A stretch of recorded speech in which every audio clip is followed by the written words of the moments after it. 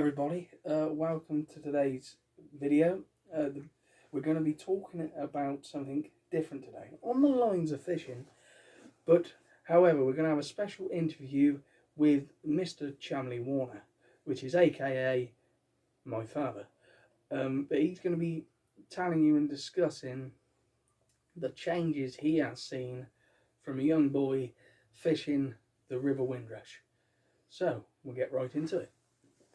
First fish, where and when was it you caught your first fish?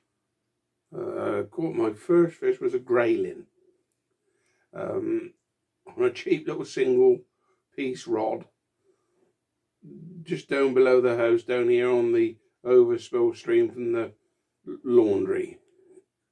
What is the changes for you have seen through the river from when you first started right up till now?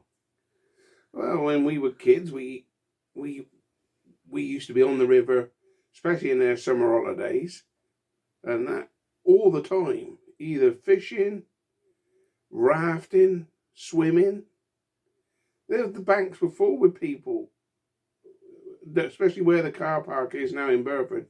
We used to swim there when we were kids, and for fishing wise, well, it wasn't as good as it had been before my time, because in the early 70s, late 60s, somebody put poison in the river and killed a lot of fish. I mean, big chub, pike, all manner of fish died, and the river was struggling to come back at that time. But it was coming back, and there were some good places to fish. It's called Sandy Bottom, which runs round by the back of Foodbrook there, and round by the sewerage hole. We used to fish over there. It's a lovely perch over there. I've caught perch up to 2.5 pounds out of there, and there was pike and that. And the kids in the summer had built a stone pillar for diving off into a nice gravel hole, and people used to come down and have picnics all along there in the summer. It was a big family. It was like the beach nearly. Yeah. And now looking at the river, well, it's disappointing to see it like it is, so overgrown, and that with trees out the, and that it's unfishable nearly in places. Now, who would you say would be for that? The landowner's responsibility or the Environment Agency? Well, I think in this day and age, partly the Environment Agency, because years ago they used to come up the river with a big digger and scoop the weed out, some of the weed, because it was so densely weeded then, and dredge it on the one side, because you'll find that one side of the river is deeper to the other because of where the action of the dredging. I think nowadays where trees have fall in the river, I think some of it is landownership problems, the landowners, and the Environment Agency should be advising the landowners how to go on and giving help where necessary to remove them, which will keep the flow going. All this thing about holding the flow up only spills it out over other areas. I think the water wants to be let go and see if we can get it away.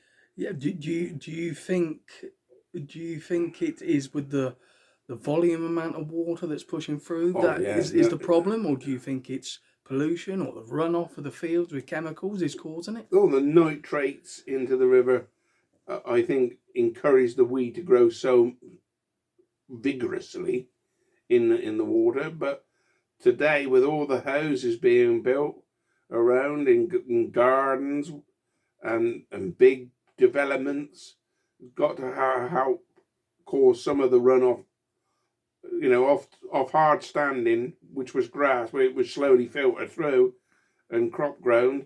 It's got to impede into it. And the sewerage developments, they do not look at the infrastructure at all. And the infrastructure in a lot of places cannot cope with it now, because they don't take into account that all the gardens being built into, little developments, private developments, all on top, and it all accumulates up, and the sewage, the rainwater, it just can't cope with it. With all this algae in the river, it looks like a furry bottom. Yeah. The bottom of the river is just furry, just moss all over it. Yeah. And you can see it's all gathering the silting up with the sewage and the soil and everything, the chemical, the pollution into it. Yeah. Plus, again, you've got all these crayfish, these American crayfish in it, and the spawning grounds. It's more of the American crayfish. That's American crayfish. But obviously not to touch the English crayfish. No, not to touch natural. the English crayfish. No, Yeah. I agree. Yeah. I agree with you. But it should be the environment. Fishermen are paying a rod license nowadays, and you've got to have a rod license to fish in a swimming pool in your back garden. So a line's going into water. So why don't they do a little bit more? All right, they do the Thames and all these big things, but what about all these little backwaters like the Windrush, where anglers like to fish, and that? Do a little bit more. Help clear it out. Help even advise the landowners to do more and prune back some of the trees so it can be fished, so it can be cleaned out and be managed. But it's not just here around where we live. No. It's all the way down the Windrush. Yep. Help keep it clean by advising the landowners, helping the landowners, and that's how I see it should be done. The sewage can't cope with the runoff of groundwater, and it goes through the sewage plant, and it's just washed away with the raw sewage because it can't cope with it. And left untreated, obviously, untreated. If it's left and not treated properly, obviously the oxygen level goes down, and it will stifle everything. Stifle everything. And you've got to. I think part of it is the planning people of planning these houses and planning it. More investment should be put into sewage works to cope with a growing number of houses, and to cope with, somebody must be able to work out the volume of water off what's could run off somewhere. Yep. So as you can tell, there's not many youngsters nowadays taking up river fishing. But what would be your response in them to encourage them to take part for it now? I just think it's, with youngsters nowadays, they should try it. But again, the banks have got to be made safe. The water has got to be, people hear about pollution, they say stay away from it. They don't want their kids to go near it. And that the river should be a friendly place. If in the right circumstances, it should be friendly. You know, kids today are different to when I was a kid and fish and play like we used to. But fishing for youngsters, they should try it. Of course, it's harder for children who hasn't got any adult support, but there are angling clubs that, if they wanted to fish, they can get in contact, and people are willing to show youngsters how to go on. Some of the stuff is top of the range stuff and all that, what people are, but it doesn't need to be deer. No. You've got people like the Budget Angler who shows how to do fishing on the cheap, how to make your own stuff, and that. But that all comes in time. But join an angling club. And that, some on lakes, some's on canals, and some's on rivers. You always got adult supervision. You can always watch a lot of it, like you're doing now on YouTube. People putting stuff together, and you can pick it up. But if your father fishes, or your uncle, go along, get in there with them. Ask them, will you take me with you? It's not a sport that is instant. You've got to work at it, and you've got to have patience to do. Enjoy it. But it's got to be made safe. I know people can fall in and they can drown, but you don't want to go down to the river and catch a nasty bug through pollution, because you've got to handle stuff, the fish, so your hands go in the water. You don't want to be catching stuff from it. And when you can say also it doesn't need to be like this anymore with the pollution, does it? It doesn't have to be like it. It doesn't have to be like it in this day and age, but it's people putting money before anything else, I think, higher up the chain, and it shouldn't be. It should be clean nowadays.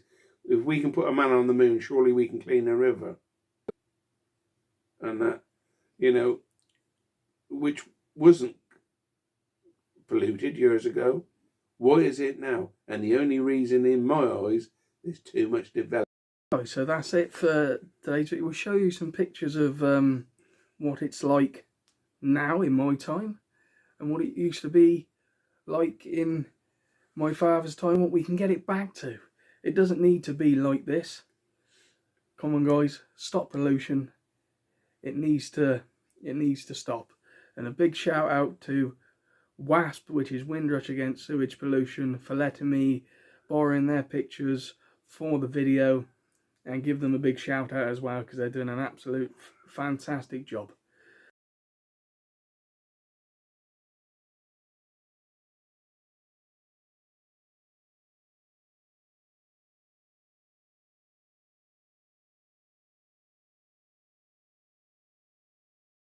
And raising the awareness of this pollution. It needs to be out there, especially not just for my river, your guys' rivers as well. So that's why it needs to stop. Beginner Fisherman, signing out.